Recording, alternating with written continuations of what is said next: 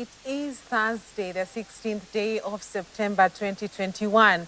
Good evening and welcome to News Watch on Hope TV, the station where you look and live. I'm Tess Njenga and my sign language interpreter is Boniface Mureithi. Let us begin. The government has been criticized over the rise in fuel prices, with the Deputy President William Ruto and Kotu Secretary General Francis Atwoli calling for immediate action. ODM Party Secretary General Edwin Sifuna, while expressing his disapproval for the fuel price increase, has blamed the government's need to raise taxes in order to pay up debts it took to finance what he termed as unsustainable projects. Grace Wangoi has the details. A day after April's upwards fuel review began to be implemented, there seems to be little hope for Kenyans who seem to be staring at a bleak future, not knowing whether the prices will be reviewed downwards or that they will have to continue to dig deeper to purchase the fuel commodities. While speaking at ODM headquarters, the ODM Secretary General Edwin Sifuna expressed his disapproval of the increase in fuel prices, saying the party will mobilize ODM legislators to call on a reduction of the prices. The current increase is something that is coming at a very difficult time for Kenyans. It is something that we as ODM will be having a conversation with our parliamentary group so that we relook at the taxation regime that is largely to blame for the high cost of fuel in this country.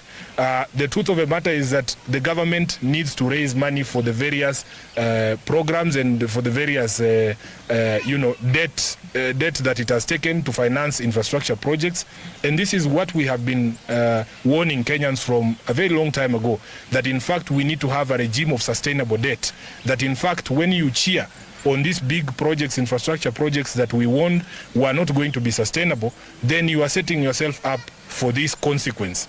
Central Organization of Trade Unions Kotu Secretary General Francis Atwoli has on his part asked the government to find innovative ways to raise taxes rather than burdening Kenyans with the increase in fuel prices. Through a statement, Atwoli called on President Uhuru Kenyatta to come out and explain the move by the Energy and Petroleum Regulatory Authority to increase pump prices.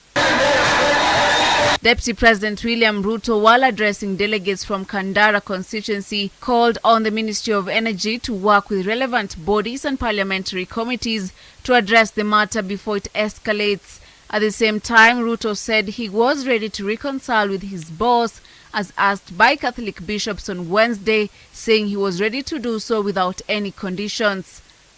Mimi nataka niwaulize wale walipatiwa majukumu na rais, subcommittee ya cabinet ya serikali yetu, waketi chini kwa njia ya dharura, watoe advice, ndio tujue tunaenda vipi, ndio tupunguze haya mambo ambayo yanazidi kuwagandamiza wa Kenya. Hawa maaskofu wamesema wanataka kuniweka pamoja na rais. Mimi niko asubuhi na mapema bila condition, kwa sababu mimi namheshimu rais, yeye ni mdosi wangu. Kuna watu tu wakora wamekuja hapo wakaweka fitina mingi mpaka wakasemekana huyu deputy president weke kando, sijui nini.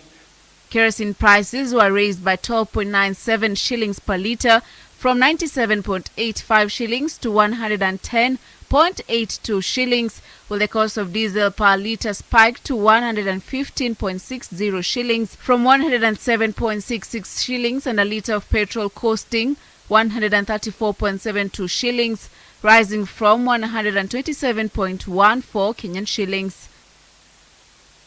Grace Wangoi for Hope TV News Watch. Much appreciated, Grace. Now, the ODM party has dismissed claims that it is calling for the removal of IEBC Chairman Wafula Chebukati. Secretary General Edwin Sifuna says the party has not released any official communication regarding removal of Chebukati and two other commissioners. And as Dickens Luvanda reports, the move comes a day after Catholic bishops asked politicians to stop attacking the IEBC as the country nears the 2022 general elections. The Orange Democratic Movement ODM party now says it has no plans to push for the removal of IBC chairman Wafula Chebukati and 2 other commissioners, Boya Molu and Abdi Gulie. The Raila Odinga-led party, through its Secretary General Edwin Sifuna, addressed the press at Orange House in Nairobi, where he dismissed reports that the party wants Chebukati and the 2 commissioners shown the door following the recruitment of 4 new commissioners. Misimamo ya chama inatolewa hapa. Misimamo ya chama haitolewi katika mazishi ama katika hafla nyingine ambazo sio hafla rasmi za chama. Sisi kama chama hatujalizungumzia swala la kumngatua ama kumuondoa yule ambaye ni mwenyekiti wa IBC. Sisi tunazidi kumshinikiza kwamba iwapo yeye pamoja na tume yake nzima watafuata sheria na walipewa mwongozo na ile mahakama ya juu wakati ambapo ilitupilia mbali uchaguzi wa mwaka 2017 ni vipi ambavyo wanafaa kuendesha masuala ya uchaguzi, basi hakutakuweko na haja yoyote ya yeye kuondolewa. A section of ODM lawmakers have been calling for the removal of Chebukati and the 2 commissioners, saying the IBC requires a new team of commissioners for a free and fair election in 2022. Hatujachukua msimamo wowote kuhusu mwenyekiti wa tume ya uchaguzi Mheshimiwa Chebukati. Sisi tunataka aendelee kufanya kazi kulingana na jinsi ambavyo sheria inasema kazi ile iendeshwe. On Wednesday, the IBC settled on Juliana Cherera as Chebukati's deputy, as the commission now shifts focus in 2022 election preparation, with the Catholic bishops also calling on politicians to allow the commission to do its work. The ongoing exchanges on the push to remove the IEBC chairman and the 3 other commissioners is unhealthy and risks derailing the process of holding free and fair general elections in 2022. ODM statement came the same day a group of youth from the Ford Kenya party demanded that the party respect the electoral agency, with the Deputy President William Ruto also backing the Catholic bishops. I've seen politicians, especially from ODM, who have been attacking the IBC commission, and I've been asking that the chairperson of IBC, Mr. Wafula Chebukati, must resign for us to have a free, fair and transparent elections. I want to say on behalf of the Youth League that we are solidly behind Wafula Chebukati, and we cannot entertain politicians to be attacking the independent institutions each and every elections. We want to urge the ODM team led by Raila Odinga, Edwin Sifuna, the SG of the party, that the commissioners of IEBC, it is a team that was selected to run the election. So Mr. Chebukati is the chairman of IEBC at this moment. We cannot allow you as a team of ODM to tell us that you need Chebukati to be out of the office at this point, because we are going to have an election in almost a year. Nakubaliana pia na viongozi wa kanisa la Katoliki jana. Pia nao walisema mambo ya IBC tuache kusumbua commissioners. Commissioners hawapigi kura, wananchi watapiga kura. Wacha wale wapange uchaguzi, wananchi wataamua. Deacon Sulvanda, Hope TV News Watch. Thank you, Deacons. The Kenya Union of Clinical Officers has criticized the NHIF Amendment Act, citing discriminative directives from the Ministry of Health. The union, which has threatened to strike several times due to alleged discrimination by NHIF, now wants the National Assembly to grant them hearing and fast-track the NHIF Amendments Bill to salvage the institutions from the grip of cartels who have taken control of it. Dolly Murigi tells us more. The health sector has faced numerous challenges since the peak of the coronavirus pandemic. The Kenya Union of Clinical Officers, for the longest time, has been on the forefront opposing discriminative directives on acceleration of health facilities licensed by the clinical officers. According to the union, a consultative meeting to discuss the role of KMPDU, health regulatory bodies and NHIF is a part to the process towards realization of universal health care by closing out facilities owned by clinical officers under Clinical Officers Act 2019. There was no consultative meeting held as alleged because only 3 people met at the Kenya Medical Practitioner and Dentist offices, while other regulatory bodies were left out. Actually, to be specific, that the representative of the Director General from the Ministry of Health and the KHPOA representative and the CEO, KMPDC, met, and they concluded that that was a consultative meeting. The union says that the universal health coverage by the Ministry of Health and all the concerned entities must facilitate and actualize the dream of universal health care in order for the common mwananchi to access the guaranteed health services. We are seeing very discriminative directives that have come from the Ministry of Health, and that ultimate aim will be subverting the progress that had been made through the directives of the Cabinet Secretary in the same ministry to ensure that accessibility to Kenyans is guaranteed, to ensure a guarantee to universal health coverage. And by this I mean, and I had said earlier, that there are cartels that are controlling NHIF. When you see a directive coming from a Director General, who is not a divisional director, but a Director General, you need to worry, because this is a matter that we have been discussing since 2017, and we have had a conclusive way forward on this. There is clear laws and a guidance in this matter. And of course, if even there was any conflict, the health law, the Health Act provided that it takes precedence. There is no way that you can create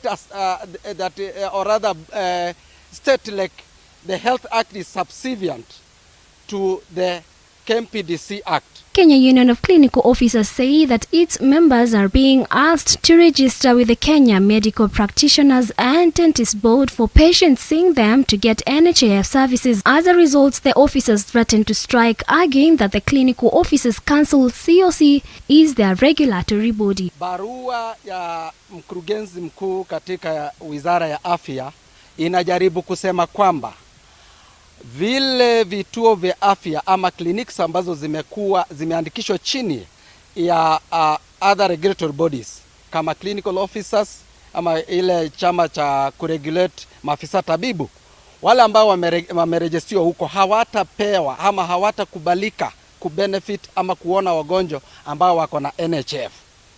Na sasa hiyo ni kumaanisha kwamba 70% hawataweza kuonekana kwa sababu vituo vya private, nimesema vituo vya private ama za kibinafsi, hospitali za kibinafsi 70% zinamilikiwa na maafisa tabibu. The union also want the letter to be withdrawn immediately and not later than 30th September 2021, failure to which it will have no option but mobilize its members to start demonstrations starting October 1st without any further notice. Dolly Mirigi for Hope TV News Watch. Thank you, Dolly. The judiciary will embark on the process to reform registry operations in a bid to monitor all files in courts across the country. Chief Justice of the High Court, Martha Koome, speaking in Nairobi today during the launch of her vision of social transformation through access and the performance management and measurement understandings report 2019-2020, said the move is aimed at improving efficiency of courts. The judiciary efforts will be focused on implementing strategies and innovations geared towards eliminating case delays and backlog. It cannot be gainsaid that performance management is broadly accepted as one of the modern management practices that augments and enshrines the values of transparency and accountability, both in the public and private sector.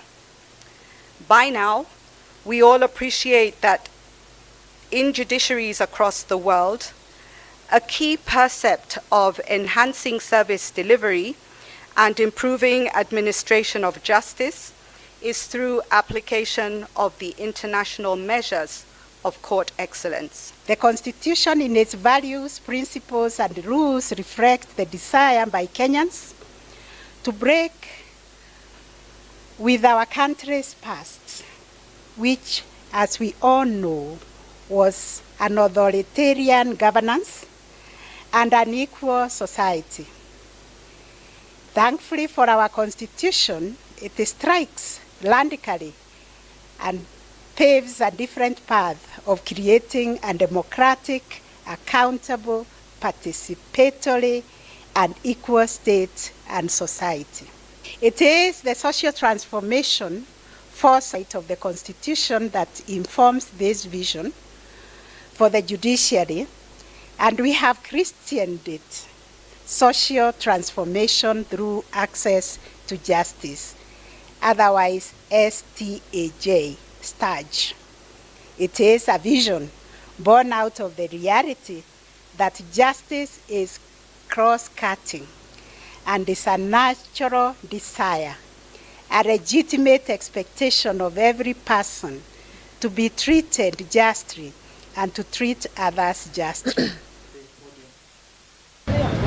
Moving on, for the Watu third wamedhulumiwa day kutoka in a Ulmoran, row, na sasa normal business activities have been paralyzed at the famous Rumuruti livestock auction market in Laikipia County following clashes between herders and locals, even as Governor Nderitu Mureithi seeks for the extension of security operations to the area.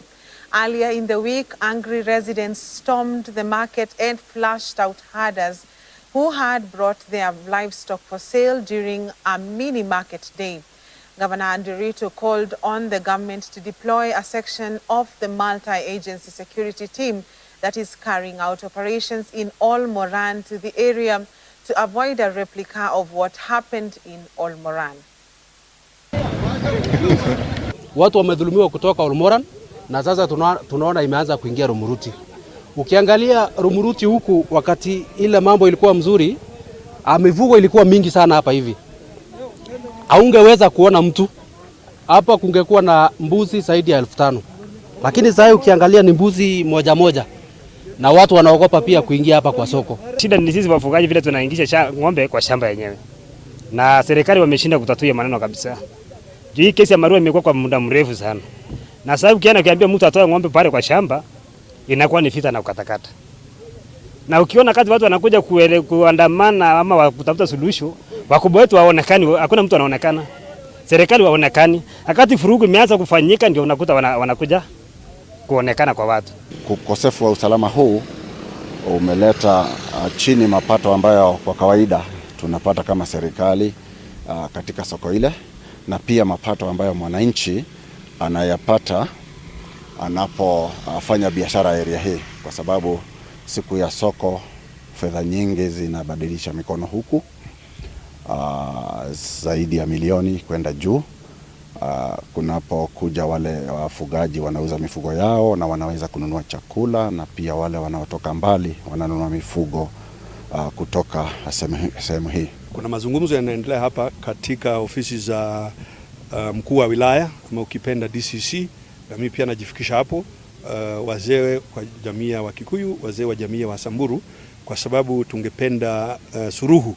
Ingawaje tuna hofu manake imesemekana kwamba vijana sana sana upande wa jamii ya Wasamburu hawasikizi wazee. Hatuelewi ni jambo gani ambalo linatendeka, walakini ningependa na nishukuru wananchi wa Rumuruti kwa uvumilivu wao, manake wamesumbuka siku nyingi, karibu wiki mbili ama zaidi, kwa sababu ya watu kuingiza mifugo katika mashamba ambaye wamepanda nyanya, wamepanda cabbages, wamepanda hoho na chakula nyingine. In Migori, Kisii County, Migori-Kisii Highway was today morning closed and barricaded by motorists, boda riders, business persons as they protested the high increase in fuel prices. The residents closed the busy Migori-Kisii Highway that leads to Migori town and closed the main bridge as they demanded the President Uhuru Kenyatta and ODM leader Raila Odinga to intervene and solve the high fuel prices that have necessitated the high cost of living. The residents also barricaded other feeder roads that leads to Migori town as Ombo and Muslim Road were closed. Kiringi Bridge that acts as a bypass was also closed, and motorists were forced to wait on the queue for long hours and the vehicles not moving. They vowed to continue with the protests until the government listened to their plights. Mafuta inatoka hapa Kenya inaenda Tanzania. Ni 90 per liter. Mafuta inatoka hapa inaenda Uganda. Bei iko chini. Mbona hapa Kenya tunanyanyaswa? Corruption.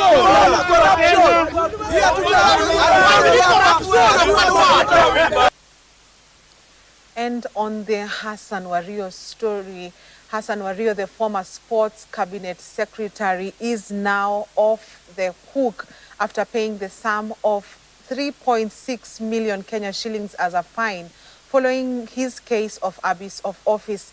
Magistrate Elizabeth Juma had earlier given Wario a sentence of 6 years in jail or an equivalent of 3.6 million after he was found guilty of the loss of public funds during the 2016 Rio Olympics.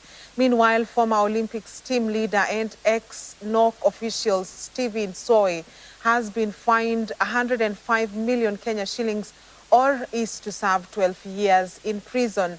Soy sought to have his sentence and fine suspended pending appeal, but the court declined.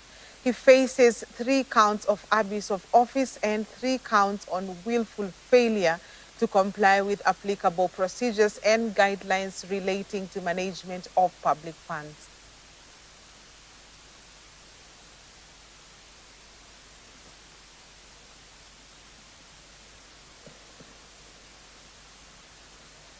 On that note, let's take our first commercial break on News Watch tonight. We will be back with much more news.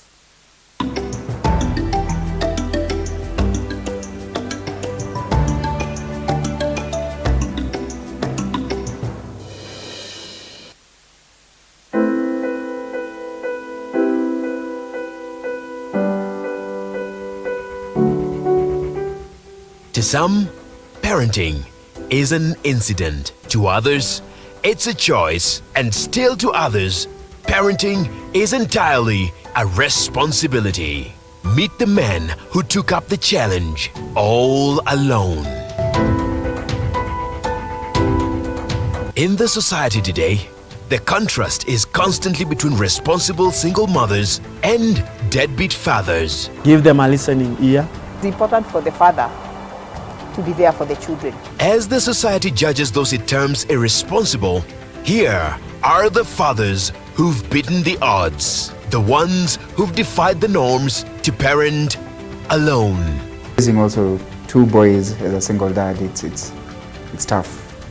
During the first 2-3 years, I never knew what I'm supposed to do. Join Dolly Murigi on Friday at 7 and 9 p.m. on Just Dad, only on Hope TV.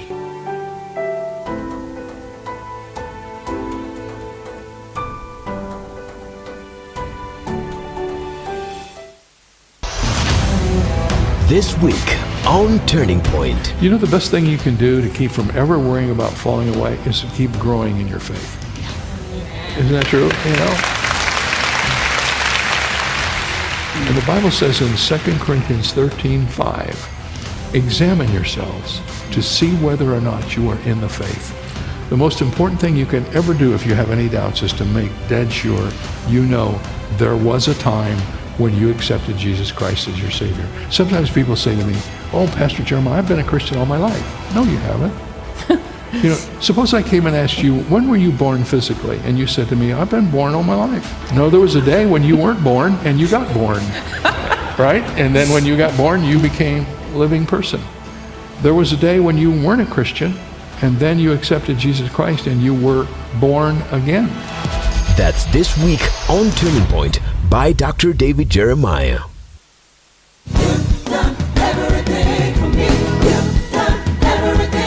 Join us every Sunday for unlimited, uplifting, powerful worship.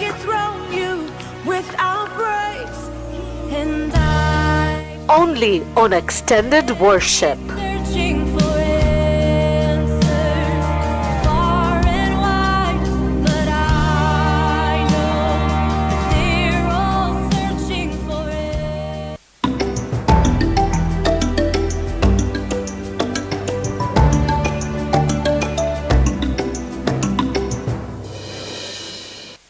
A very warm welcome back. Taking a look at COVID-19 numbers today, 511 people have tested positive for COVID-19 from a sample size of 7,955 tested in the last 24 hours. The positivity rate is at 6.4%. The total confirmed positive cases are 245,337 and cumulative tests conducted are 2,478,820. The Ministry of Health reported that 273 patients have recovered from the disease and total recoveries now stand at 235,469. 12 more patients have succumbed to the virus, all of them being late deaths reported after conducting facility record audits in March, April, May, June, August, and September 2021. This now pushes the cumulative fatalities to 4,961. A total of 1,483 patients are currently admitted in various health facilities countrywide, while 3,323 are under the home-based isolation and care program. 121 patients are in the intensive care unit, 85 of whom are on ventilatory support and 28 on supplemental oxygen. 8 patients are under observation.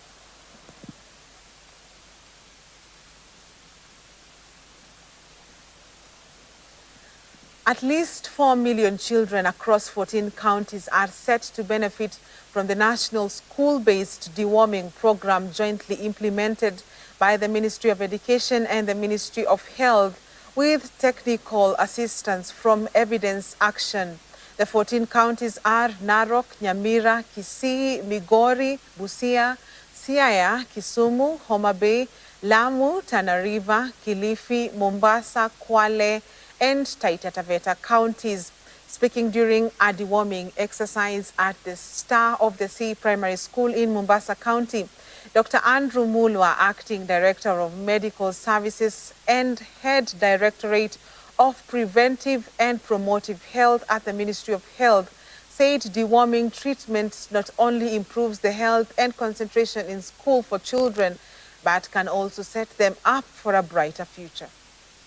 Siku ya leo tumekuja hapa Kitui Central Sub-County kusaidia walemavu wale apply 2019.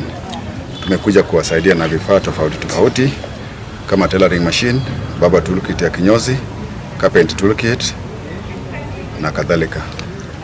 Hii shirika inaitwa National Fund for the Disabled inasaidia walemavu throughout the country. Tena tunaomba kwa Kitui Central Sub-County hatukupata application nzuri last year. Tuna encourage walemavu kutoka Kitui Central wafike kwa ofisi ya chiefs, ya DCs, na hata kwa county commissioner wachukue application forms.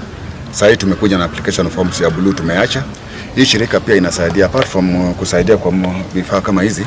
National Fund for the Disabled is also assisting in giving out small grants to institutions catering for persons with disability, like special schools, special units.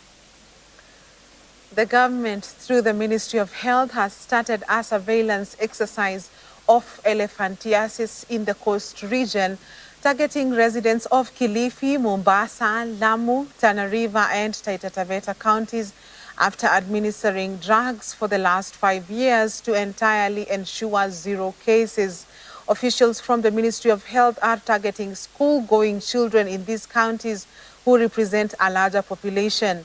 Speaking during a testing exercise at Ziwani Vango Primary School in Madogo Entomological Lab technologist Kanyi Gitonga urged the residents to seek treatment and to sleep under an insecticide-treated mosquito net in order to prevent transmission.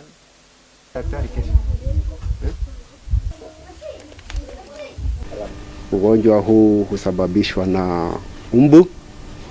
Wakati mbu wakiwa wameuma mtu ambao wako na zile viini, wanasambaza kwa binadamu wengine.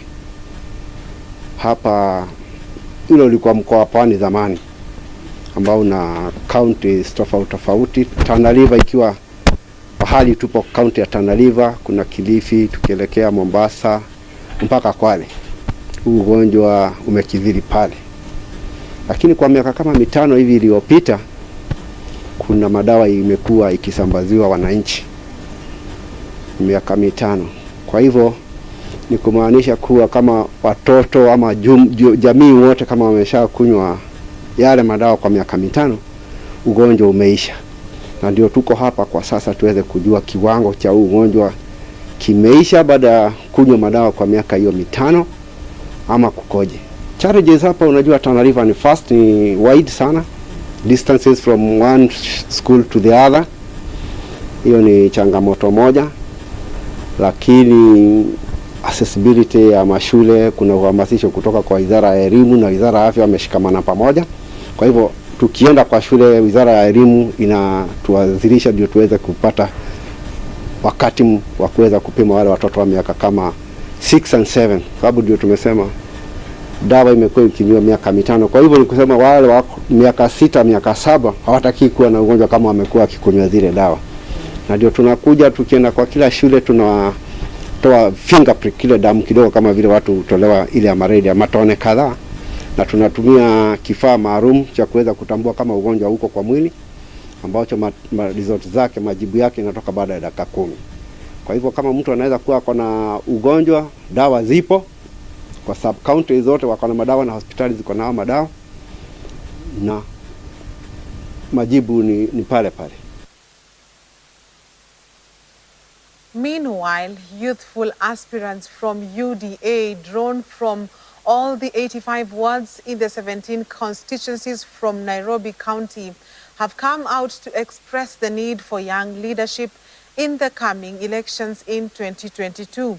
They are of the opinion that youth should take up 47 members of county assembly, at least 8 members of parliament and 1 senatorial position, adding that they are capable of leading if given the opportunity by Kenyans. Speaking on the matter of fuel prices, Nairobi CBD aspirant Samuel Mundia said that it was for such reasons that Kenyans needed youth in office with capacity to empathize with Kenyans.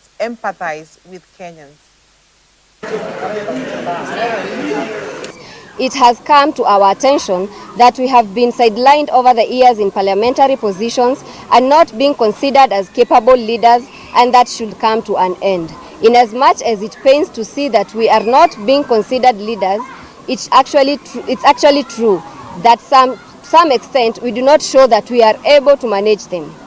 Our opinion, we should suggest that we as the youth should stand and put an act that we need these positions, but actually show that we deserve the positions we claim we want.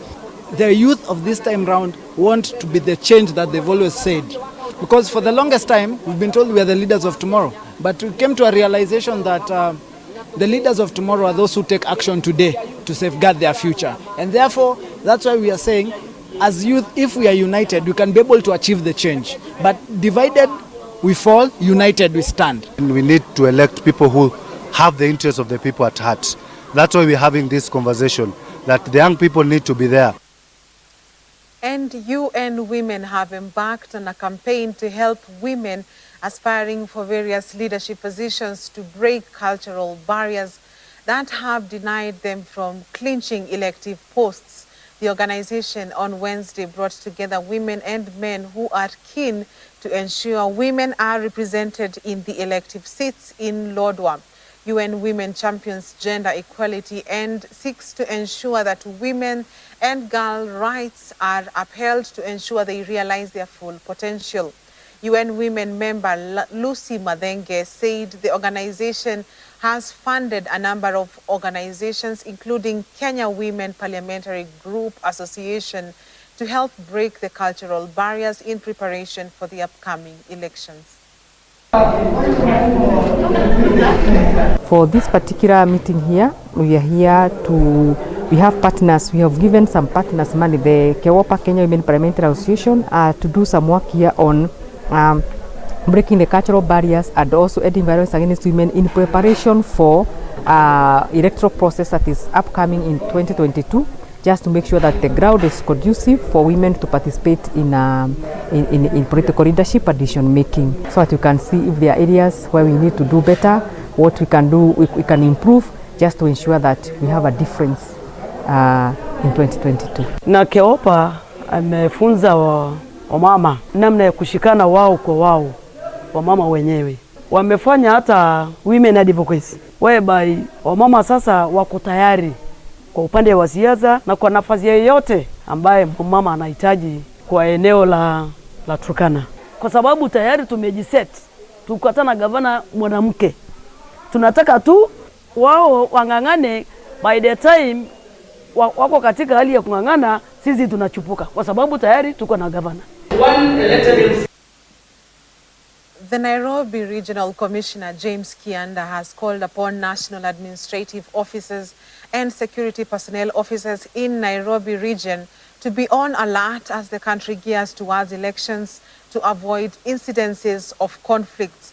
The regional commissioner told the administrators to use the Nyumba Kumi, village elders and community policing committees to enable them activate early warning systems.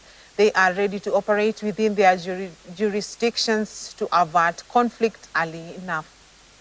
Now activate our early warning systems when it comes to issues of conflict.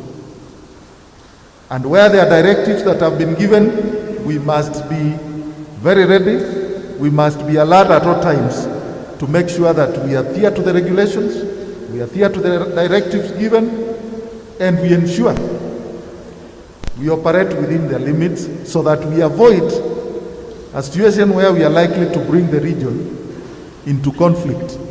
As we go towards the elections, and as I indicated, the politicians would always be tempted to form groups. You may think they are campaign groups, but in majority of the cases, these are organized gangs that can be easily called to order to commit crime. And therefore, as we activate our systems of detecting conflict, this is another area that I want you to pay a lot of attention to in Nairobi. And people living with disabilities in Kitui County have benefited with equipment worth 2.6 million to support themselves. The equipment were given out by the National Fund for Disabled of Kenya office after the PLWDs applied for the equipment last year. Speaking while distributing the equipment to the owners, Amos Okeo urged the beneficiaries to use the donated machines to benefit their lives. Okeo urged parents who deliver children with disabilities to try the physiotherapy exercise in the hospital, which can help the child at the tender age. The office is also giving grants to special institutions across the country. Siku ya leo tumekuja hapa Kitui Central Sub-County kusaidia walemavu wale apply 2019. Tumekuja kuwasaidia na vifaa tofauti kama tailoring machine, baba toolkit ya kinyozi, carpent toolkit na kadhalika. Hii shirika inaitwa National Fund for the Disabled inasaidia walemavu throughout the country. Tena tunaomba kwa Kitui Central Sub-County hatukupata application nzuri last year. Tuna encourage walemavu kutoka Kitui Central wafike kwa ofisi ya chiefs, ya DCs, na hata kwa county commissioner wachukue application forms. Sasa tumekuja na application forms ya blue tumeacha. Hii shirika pia inasaidia apart from kusaidia kwa vifaa kama hizi, National Fund for the Disabled is also assisting in giving out small grants to institutions catering for persons with disability, like special schools, special units. Across borders, China has denounced a historic security pact between the US, UK and Australia, describing the alliance as extremely irresponsible. The pact, announced on Wednesday, will see the US and UK provide Australia with the technology to build nuclear-powered submarines for the first time. It is being widely viewed as an effort to counter China's influence in the contested South China Sea. The region has been a flashpoint for years, and tensions there remain high. Chinese Foreign Ministry spokesman today said the newly announced alliance risked severely damaging regional peace and intensifying the arms race.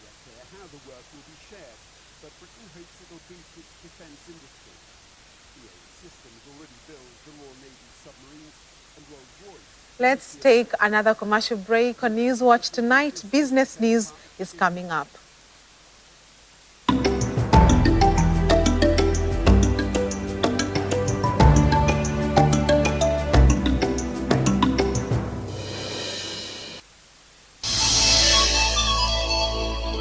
Our Christian life is not just about God always stepping in when you are in trouble.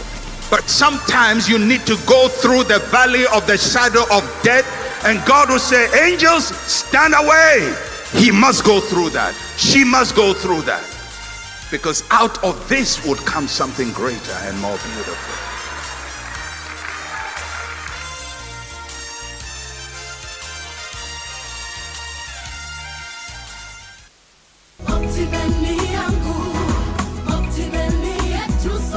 Ngarisha na Optiven. Guess what? It's just about the right time to build your dream home. At the Garden of Joy by Optiven. It comes with Maram roads, solar street lights, water piping along the mains, children play area, and a jogging track. Get your value-added plot at only 1.495 million Kenyan shillings cash with flexible installment options for up to 12 months. Deposit 995,000 Kenyan shillings and get a free washing machine for your home. Ngarisha na Optiven. Call us today on 0790 300 300. Inspiring possibilities with Optiven.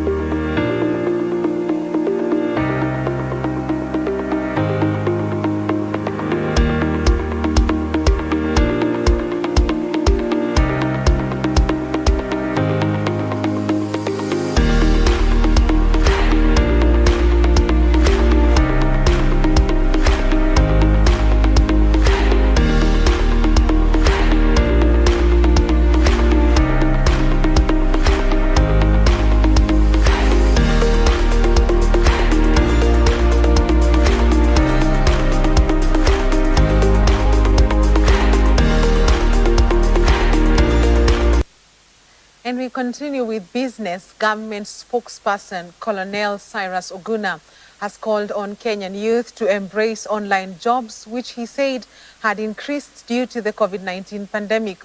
Oguna stated that though millions of employers globally lost their livelihoods when the COVID-19 pandemic struck, opportunities for online workers improved significantly. Addressing youth at the low-income settlements of Bondeni in Nakuru, the spokesman said the government has eased access to digital opportunities in the country through the Ajira digital program. At the same time, Oguna expressed concern that over 3 million Huduma number cards that remained uncollected at various registration centers and government offices countrywide. Hiyo mshahara inahitaji kutoka mahali ambapo kiuchumi tunajua lazima tutekeleze mambo inaitwa production, value addition and business development so that serikali haifanyi biashara. Anayefanya biashara ni nani? Ni mwananchi. Na ni kutoka sana sana kwa hizi biashara, serikali haiwezi run kwa taxation ya mfanyikazi wake. Ile ni token tu mfanyikazi anarudisha, lakini mahali hiyo pesa imetoka ni kwa small, medium na big, large enterprises ambazo zina generate income. Tukiongea sasa hivi kuna watu zaidi ya milioni 1.2 ambao wanafanya kazi wakipitia mtandao huo. Kuna watu waajiri wao wako Singapore, yeye yuko wapi? Hapa Nakuru. Mwajiri wake yuko Malaysia, yeye yuko wapi? Hapa Nakuru. Mwajiri wake yuko Brazil, yeye yuko wapi? Hapa Nakuru. Mwajiri wake yuko sehemu nyingine nje ya mpaka hii, lakini yeye yuko wapi? Hapa. Inamaanisha kwamba kule nje kuna kazi nyingi zaidi ya wale ambao wanatafuta kazi. Lakini mpango wa serikali ni kuleta center kama hiyo hapa. Na itakuwa pia ikiletwa na wifi ambayo haina malipo. Kisii County Governor James Ongwae on Wednesday conducted the Controller of Budget, Dr. Margaret Nyakango, on a tour of development projects in the county. The Controller of Budget, tasked to implement funds for both county and national government, visited various development projects including the Kisii Banana Factory, Kisii Teaching and Referral Hospital, Kisii Fire Station, the new 3-story Nduru Level 4 Hospital, among others. The Controller of Budget said that the aim of the visit to all counties was to establish and ensure that public funds were effectively utilized for the intended and budgeted purposes. The Controller of Budget, as part of our remit, she has the remit of monitoring and evaluation. It's not only giving us money, she also does monitoring and evaluation. She has our officers in a number of counties at the moment, monitoring the implementation of government projects and programs in the counties, and she is following them from behind. She has gone to a number of counties. Today she is in Kisii. Our officers in Kisii County, they are going to look at almost over 35 programs and projects that we have implemented. But for her, she has just seen some of the projects here at the KTRH. That what we have in the reports agrees with what is on the ground. So I have a team of officers who will be here for a week in Kisii County, and they'll come back with the report. And just to say that this won't be the last time we are coming here. We'll be making this a quarterly exercise because the government wants to know that money is being applied to the uses for which it was intended. Currently, as we speak, we are in 16 counties across the nation, and we'll also be going to another 16 in the next quarter. So for every quarter, we are targeting 16 counties and then moving, so that by the 4 quarters, we'll have visited all the 47 and probably done a second round for some of the early ones.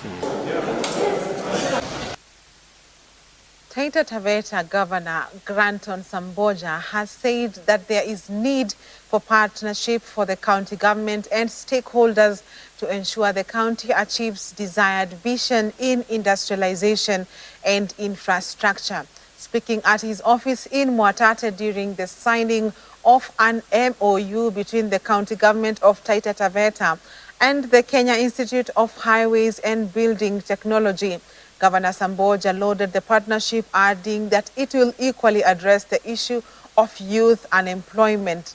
Taita Taveta County boasts of a road network of approximately 5,000 kilometers being maintained by the county government.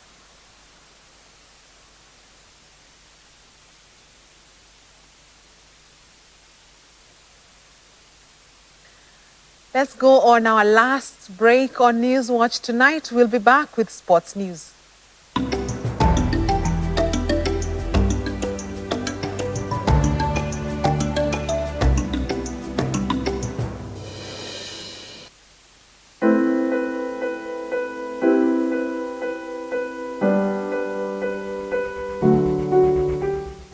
To some, parenting is an incident. To others, it's a choice. And still to others, parenting is entirely a responsibility.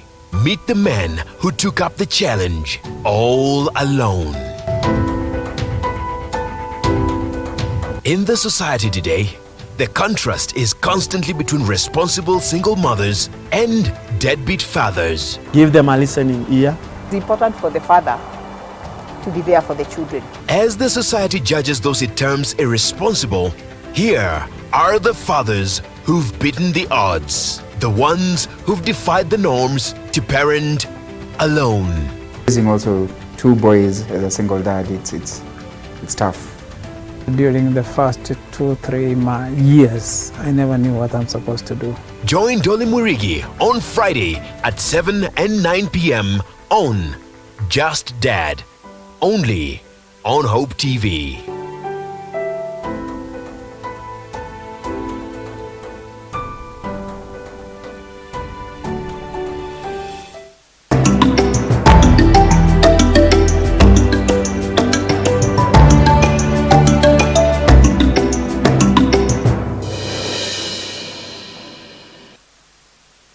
Glad you're still with us for sports news.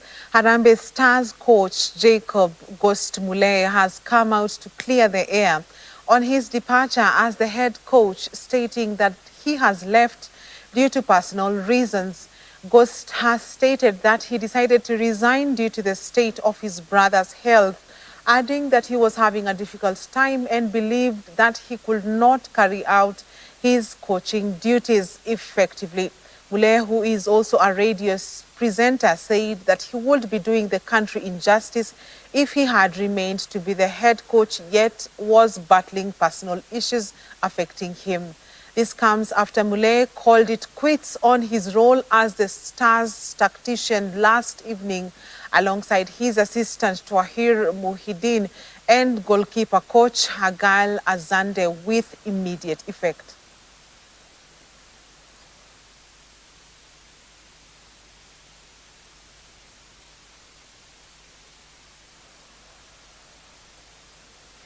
And after a 2-year absence, the Safari's 7th annual tournament is scheduled to return this year after failing to kick off last year due to COVID-19. According to the tournament's official social media accounts, the tournament will take place on 30th to 31st of next month at the Nyayo National Stadium.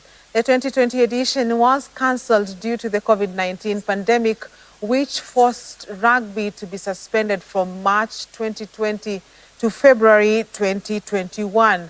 Kenya Morans are the defending champions, having beaten South Africa 19-14. Kenya Morans are the defending champions, having beaten South Africa 19-14 in a thrilling final held at RFUEA grounds on Sunday, 20th October. Safari Sevens was first played in 1996 at the RFUEA grounds and has over the years proved to be a launch pad for the careers of many local and international rugby players.